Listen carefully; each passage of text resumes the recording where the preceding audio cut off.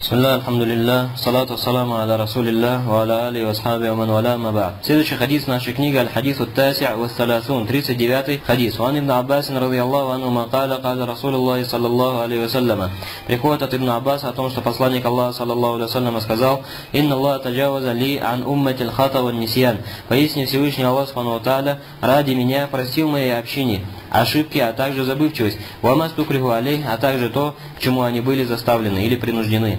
Хадисун хасан, говорит имам ан-Навави, этот хадис является хорошим, раваху ибн Маджа, аль-Байхаки ва гайрухума. Этот хадис передает ибн Маджа, а также аль-Байхаки, а также другие. Что касается этого хадиса, то более правильное мнение относительно него, что он является недостоверным, является больным, но смысл его правильный. И на правильный смысл этого хадиса указывает сразу несколько аятов из Корана, а также других хадисов, которые приходят в достоверных сборниках. Поэтому шейх Салих аль-Шейх говорит о шарх, разъяснение этого хадиса. Хазаль хадис айдан фихи баяну фадлилля азза ва джалю рахматихи биль му'минин. Говорит в этом хадисе также разъяснение щедрости и милости Всевышнего Аллаха субхану ва тааля к верующим. Каулюху, пророк саллаллаху алейхи ва саллям сказал здесь: «Инна Аллаха таджаваза ли». Всевышний Аллах субхану ва тааля простил ради меня. Юфхаму мину анна хаза мин хасаис хазиль умма. Из этих слов пророка саллаллаху алейхи ва салляма понимается, то есть когда мы говорим слов пророка, то есть если мы скажем, что этот хадис годится в довод. Но в действительности этот хадис не является тем, что произнес пророк саллаллаху алейхи ва саллям, если мы скажем, что он слабый. Говорит, понимается из этого хадиса то, что данная награда и данная милость является тем, чем обособляется только эта община. Потому что здесь сказано: «Инна Аллаха таджаваза ли». Поясни, Всевышний Аллах простил ради меня моей общине. Отсюда берется, что прошлым общинам забывчивость, ошибка и то, к чему они были принуждены, не было прощено. Так понимается или нет? Так понимается. Говорит: «Фагайруна миналь умам, ида хаммаль абду бихасана, лам туктаб лау хасана». Например, другие общины, кроме нашей, если кто-либо из них замышлял что-либо доброе из деяний, а потом не совершал ему, то им не записывалось это как доброе деяние. А этой общине записывается или нет? А этой общине записывается как доброе деяние, вместе с тем, что человек его даже не совершил. А также в прошлых общинах, если какой-либо человек замышлял дурное дело, а потом ради Всевышнего Аллаха его оставил, также не записывалось им доброе деяние. И тому подобных отличительных моментов этой общины от других общин множество. И из этого также ат-таджауз, то есть прощение. Таджауз — это что такое? Снисходительность. Когда кто-либо закрывает глаза на какой-либо проступок и не обращает на него внимания. То есть из этого говорит то, что Всевышний Аллах субхану ва тааля отнесся снисходительно и простил ошибки этой общины и ее забывчивость. Фарахим Аллаху азиль умма би набийха саллаллаху алейхи ва салляма. И простил и помиловал Всевышний Аллах субхану ва тааля эту общину за ее, или посредством ее, или ради ее пророка. Ватаджауза лаха анин хата ва нисьян. И простил ей ошибки и забывчивость. Валямма назаля каулюллахи азза ва джаль фи ахири сурати аль-Бакара. И когда были ниспосланы слова Всевышнего Аллаха субхану ва тааля в конце сура Бакара: «Ва ин тубду ма фи анфусикум ау тухфуху юхасибукум бихилля». И если вы откроете людям и расскажете людям то, что в ваших душах, или скроете это, юхасибукум бихилля. За все это Аллах субхану ва тааля рассчитает вас. То есть в начале ислама было как? Что Всевышний Аллах субхану ва тааля этим своим аятом не спаслал указание на то, что человек в судный день будет спрошен за все. За то, что он совершил и высказал, и за то, что он имел в намерении, не совершил, не высказал. Говорит: юхасибукум бихилля. За все это рассчитает вас Аллах. Фаягфиру лиман яша. И простит, кого пожелает. Шакка залика аля сахаба ридвануллахи алейхим. Этот аят показался или оказался тяжелым для выполнения сподвижникам. Почему они говорили: если мы что-то совершили или что-то мы сделали, то понятно, за что идет наказание. Так? Но мы не можем управлять те намерения или те какие-то примеси, которые могут прийти в сердце человека от шайтана, так, мгновенные или ежеминутные какие-то примеси, которыми человек не может управлять и с которыми не может бороться. Говорит, если Всевышний Аллах субхану ва тааля будет спрашивать нас и за это, тогда мы пропали. Говорит: хатта назалят аль-ая аль-ухра. И после этого был ниспослан другой аят: «Ва якаулю азза ва джаль фи аяти сурати аль-Бакара». А это слова Всевышнего Аллаха субхану ва тааля в следующих аятах из сура аль-Бакара, где Всевышний говорит: «Ла юкаллифуллаху нафсан илля ус'аха». Всевышний Аллах не накладывает на душу человека, кроме того, на что она способна. «Лаха ма касабат ва алейха ма ктасабат». За нее будет то, что она приобрела, и против нее будет то, что она приобрела. То есть если я приобрела дурное, то это будет за нее. Если душа приобрела дурное, то это будет против нее. Раббана ла туахизна ин насина ав ахтана. О наш Господь, не взыщи с нас, если мы забыли, если мы ошиблись. Фадааби ас-сахаба ридвануллахи алейхим, факаля Аллаху азза ва джаль кад фаальту. И тогда сподвижники сделали эту мольбу, то есть Раббана ла туахизна ин насина ав ахтана, и Всевышний Аллах субхану ва тааля ответил на это чем? Ответил на это словами кад фаальту. Я уже сделал это. Этот хадис приходит у имама Муслима со слов Абу Хурейра, а также со слов Ибн Аббаса. Значит, аят под номером 284, то, что Всевышний Аллах субхану ва тааля обещал или указал на то, что спросит эту общину за все, будь то дело или слово, или будь то намерение, этот аят оказался аннулированным. Вот этим вот аятом, который мы зачитали сейчас. То, что Всевышний Аллах субхану ва тааля не взыщет с этой общины за ее ошибку и за ее забывчивость. Говорит фадаль хадис фимана каули азза ва джаль, и этот хадис, то есть который мы сейчас читаем и разбираем, как мы сказали, является слабым, но его смысл полностью подобен смыслу слов Всевышнего Аллаха: «Раббана ла туахизна ин насина ав ахтана». О наш Господь, не взыщи с нас, если мы забылись и если мы ошиблись. Далля залика аля анна ман ахтаа, фа инну ла исма алейх. Эти аяты, или это аяты, этот хадис, указывают на то, что тот, который ошибся и произвел что-либо по ошибке, ла исма алейх, не берет за это греха. Ва ман насия, фа ла исма алейх. А также тот, который забудет, также на нем нет греха. И здесь необходимо отличать между понятием грех и между понятием действительно сделал или не действительно сделал. То есть как это понять? Допустим, если человек совершил намаз и забыл в нем прочитать суру Фатиха, то опять намаз его действительно или нет?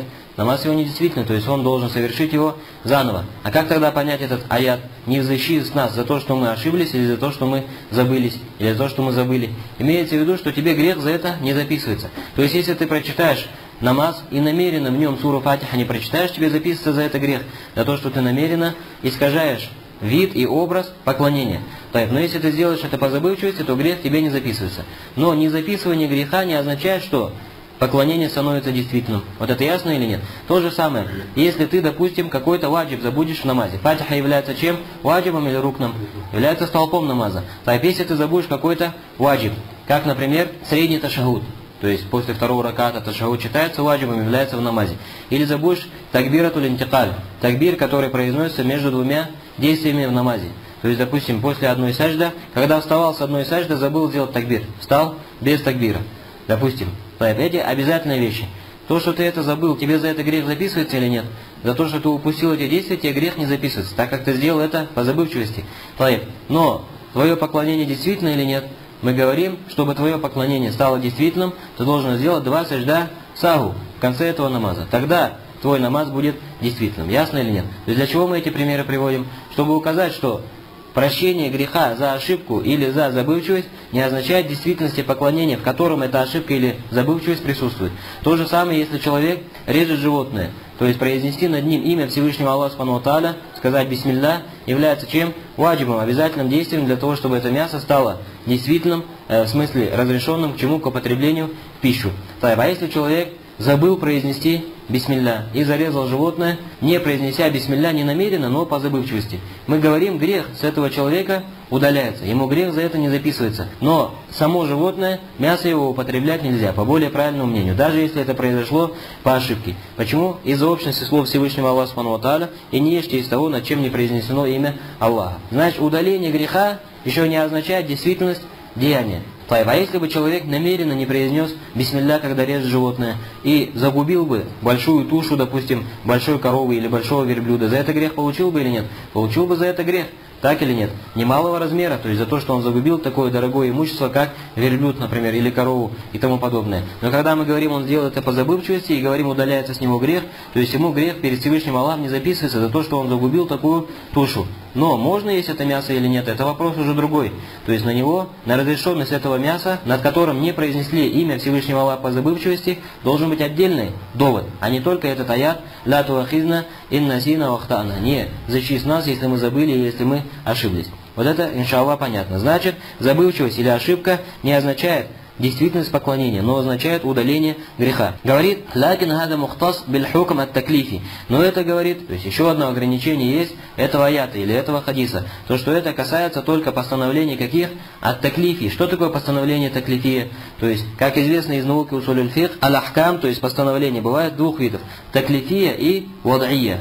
Таклифия – это известные 5 видов постановлений. Харам, макрух, мубах, ваджиб, мустахаб. А вад'ия – это другие виды ахкамов, другие виды постановлений. Что является шартом, что является маниам, так, что является сабабом, то есть что является условием поклонения, что является причиной обязательности поклонения, что является запретительными факторами, которые запрещают тебе поклонение, что является фасид, что является сахих, какой контекст, или точнее какой договор или акт заключенный является действительным, какой является недействительным и тому подобное. Это то, что называется вад'ия. Например, когда мы говорим, что намаз зухр становится ваджибом после того, как солнце отклонится от зенита. Вот это постановление, оно таклифия или вад'ия?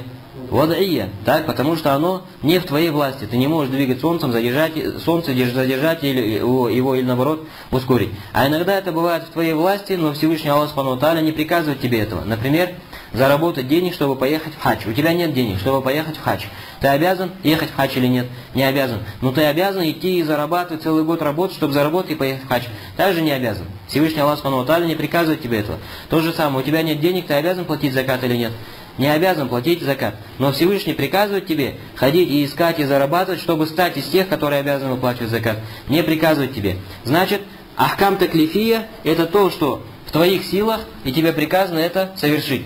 А ахкам вад'ия чем отличается от таклифия? Это то, что либо не в твоих силах, как, например, мы сказали, наступление времени намаза. Это из ахкамов каких постановлений? Вад'ия. Либо это в твоих силах, но не требует от тебя шариат этого выполнения этого. Ясно или нет? Так вот, шейх Салих аль-Шейх говорит, «Лякин хада мухтас биль хукм ат таклифи». Отсутствие греха за забывчивость или за ошибку, отсутствие ответственности, это касается только каких постановлений? Таклифия.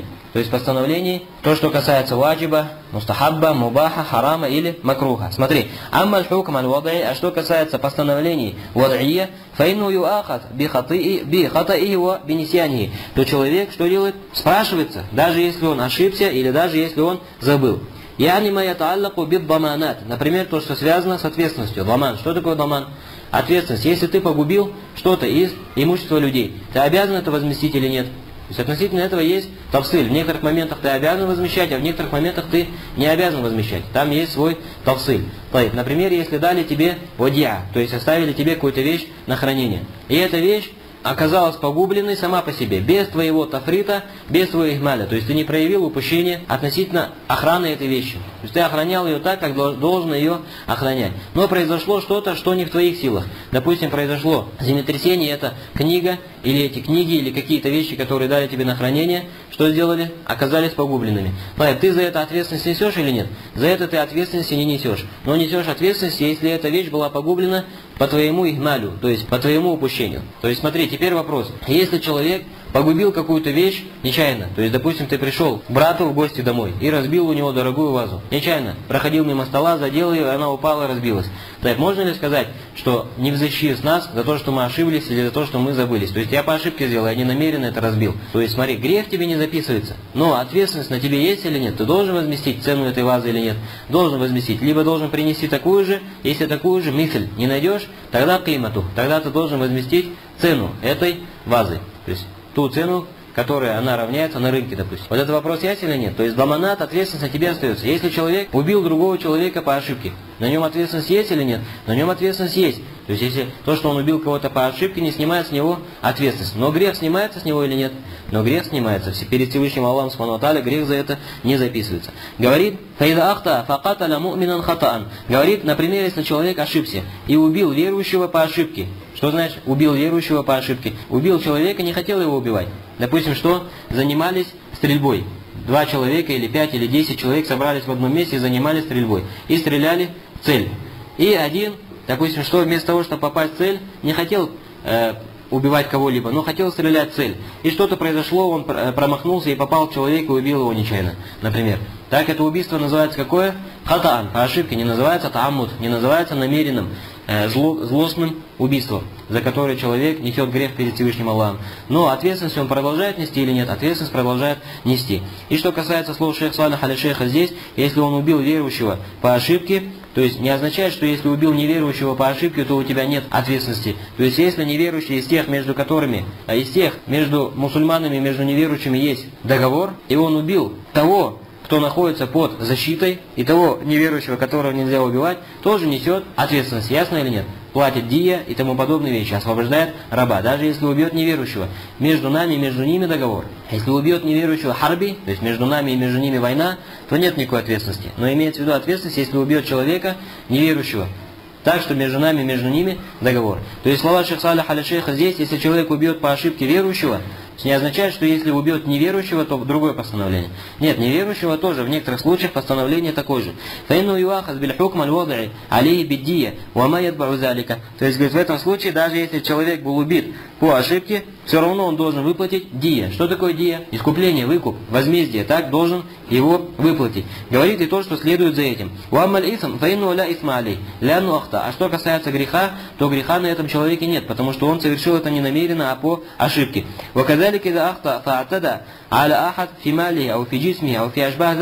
То же самое, если ошибся и по ошибке приступил к границе относительно какого-либо человека, относительно его имущества или его тела, или что-либо подобное. Говорит,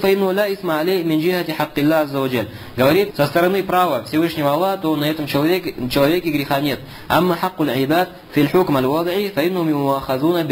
что касается прав рабов, в понятии постановления вад'ия, то у этого человека, то есть он должен возместить ему, что его убыток. Говорит яни анналь ая валь хадис далла аля таджауз фи макана фи хаккилля. И итог, знаешь какой? Что этот аят Раббана ла туахидна ин насина вахтана, и наш хадис, так инна Аллах таджауза ли ан уммати аль-хата ва нисян ва мастукрю алей. Под этим хадисом и под этим аятом имеется в виду что? Имеется в виду прощение того, что человек совершил по ошибке, по забывчивости или под принуждением, то есть в том, что касается прав Аллаха. То есть ему не записывается грех.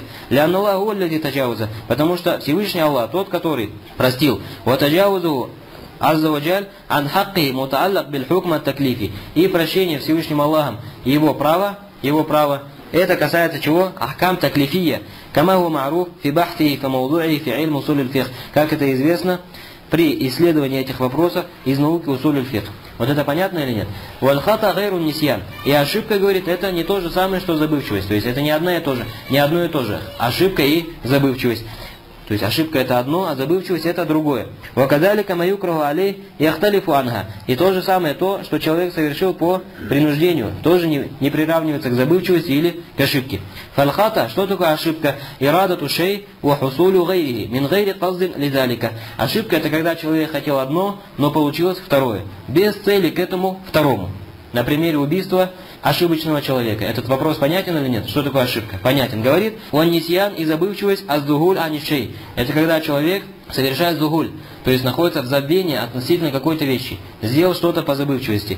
Вакаулюху ва мастукриху алей, а слова пророка саллаллаху алейхи ва саллям в этом хадисе и то, к чему они были заставлены, яни амилю шей'ан аля джихати ликрах. То есть если они совершили что-либо под принуждением. Аллаху азза ва джалла каль, а Всевышний Аллах субхану ва тааля говорит, илля ман укриха ва кальбуху мутмаиннум бил иман. То есть тот, который совершит неверие, его постановление какое? Что он стал неверующим. Говорит, илля ман укриха, кроме тех, которые были заставлены, вместе с тем, что их сердце спокойно на вере. Валякин ман шараха биль куфри садра, но это постановление, то есть о вынесении постановления о неверии, касается того, кто раскрыл грудь для неверия. Фаалиим галабу мин Аллах. На таких гнев от Всевышнего Аллаха субхану ва тааля.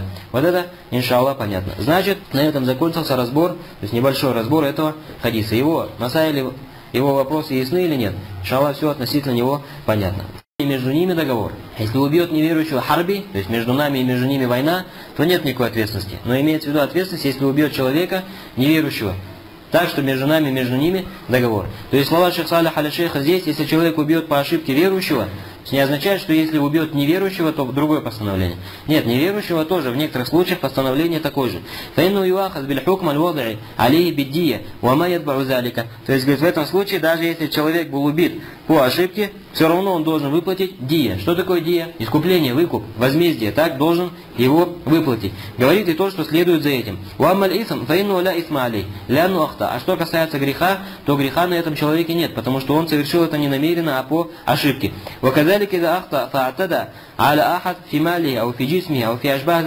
То же самое, если ошибся и по ошибке приступил к границе относительно какого-либо человека, относительно его имущества или его тела или что-либо подобное. Говорит Говорит, фаину ла исма алей мин джихати хаккилла азза ва джаль. Говорит, со стороны права Всевышнего Аллаха, то на этом человеке греха нет. Амма хаккуль айбад филь хукм аль-вадаи фаину мимуахазуна бих. А что касается прав рабов, в понятии постановления вад'ия, то у этого человека, то есть он должен возместить ему, что его убыток. Говорит яни анналь ая валь хадис далла аля таджауз фи макана фи хаккилла. И итог, знаешь какой? Что этот аят Раббана ла туахидна ин насина вахтана, и наш хадис, так инна Аллах таджауаза ли ан уммати аль-хата ва нисьян ва мастукрию алей. Под этим хадисом и под этим аятом имеется в виду что? Имеется в виду прощение того, что человек совершил по ошибке, по забывчивости или под принуждением, то есть в том, что касается прав Аллаха. То есть ему не записывается грех. Лян Аллаху аллади таджауза, потому что Всевышний Аллах, тот, который простил. Ва таджаузу азза ва джаль ан хакки мутааллак биль хукма таклифи. И прощение Всевышним Аллахом его право, это касается чего? Ахкам таклифия. Кама ху ма'руф фи бахти фи мауду'и фи илм усуль аль-фикх. Как это известно при исследовании этих вопросов из науки усуль аль-фикх. Вот это понятно или нет? Валь-хата гайру нисьян. И ошибка, говорит, это не то же самое, что забывчивость. То есть это не одно и то же. Ошибка и забывчивость. То есть ошибка это одно, а забывчивость это другое. Вакадалика маюкраху алей яхталифу анха. И то же самое то, что человек совершил по принуждению, тоже не приравнивается к забывчивости или к ошибке. Фальхата, что такое ошибка? Ирадату шей ва хусулю гайрихи, мин гайри каздин лидалика. Ошибка это когда человек хотел одно, но получилось второе. Без цели к этому второму. На примере убийства ошибочного человека. Этот вопрос понятен или нет? Что такое ошибка? Понятен. Говорит, он нисьян и забывчивость аздугуль анишей. Это когда человек совершает зугуль, то есть находится в забвении относительно какой-то вещи. Сделал что-то по забывчивости. Вакаулюху ва мастукриху алей, а слова пророка, саллаллаху алейхи ва саллям, в этом хадисе, и то, к чему они были заставлены, яни амилю шей'ан аля джихати ликрах. То есть, если они совершили что-либо под принуждением. Аллаху азза ва джалля каль, а Всевышний Аллах субхану ва тааля говорит, илля ман укриха ва кальбуху мутмаиннун бил иман. То есть, тот, который совершит неверие, его постановление какое? Что он стал неверующим. Говорит, илля ман укриха, кроме тех, которые были заставлены, вместе с тем, что их сердце спокойно на вере. Валякин ман шараха биль куфри садра, но это постановление, то есть о вынесении постановления о неверии, касается того, кто раскрыл грудь для неверия. Фаалием галабу мин Аллах. На таких гнев от Всевышнего Аллаха субхану ва тааля. Вот это, иншаллах, понятно. Значит, на этом закончился разбор, то есть небольшой разбор этого хадиса. Его масайли, его вопросы ясны или нет? Иншаллах, все относительно него понятно. Яни амилю шей'ан аля джихати ликрах. То есть, если они совершили что-либо под принуждением. Аллаху азза ва джалля каль, а Всевышний Аллах субхану ва тааля говорит, илля ман укриха ва кальбуху мутмаиннун бил иман. То есть, тот, который совершит неверие, его постановление какое? Что он стал неверующим. Говорит, илля ман укриха, кроме тех, которые были заставлены, вместе с тем, что их сердце спокойно на вере. Валякин ман шараха биль куфри садра, но это постановление, то есть о вынесении постановления о неверии, касается того, кто раскрыл грудь для неверия. Фаалием галабу мин Аллах. На таких гнев от Всевышнего Аллаха субхану ва тааля. Вот это, иншаллах, понятно. Значит, на этом закончился разбор, то есть небольшой разбор этого хадиса. Его масайли, его вопросы ясны или нет? Иншаллах, все относительно него понятно. Значит, на этом закончился разбор, то есть небольшой разбор этого хадиса. Его масайли, его вопросы ясны или нет? Иншаллах, все относительно него понятно.